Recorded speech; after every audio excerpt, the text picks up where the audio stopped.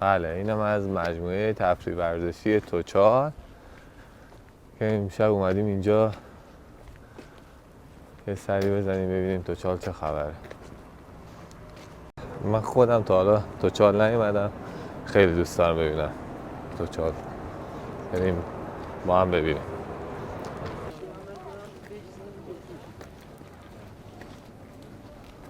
باید با این اتوبوسه بریم اون بالا.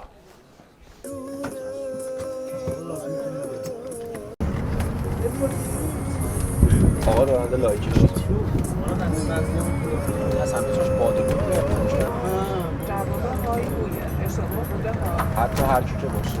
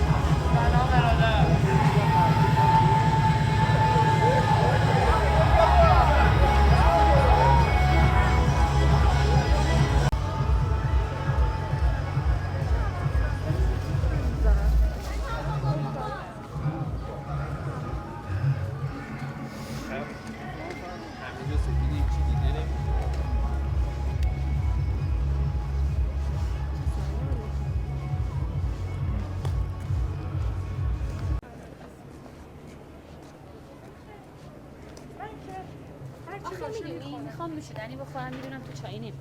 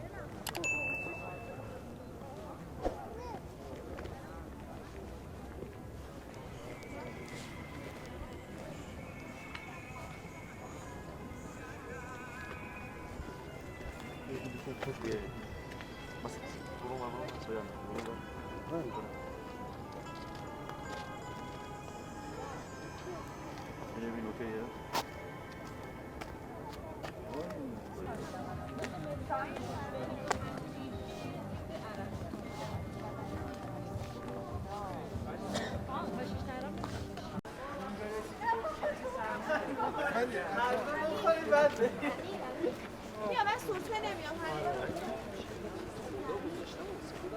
اگه اونجوری آره اگه سرد شد که هیچی توش میخواید جا نداری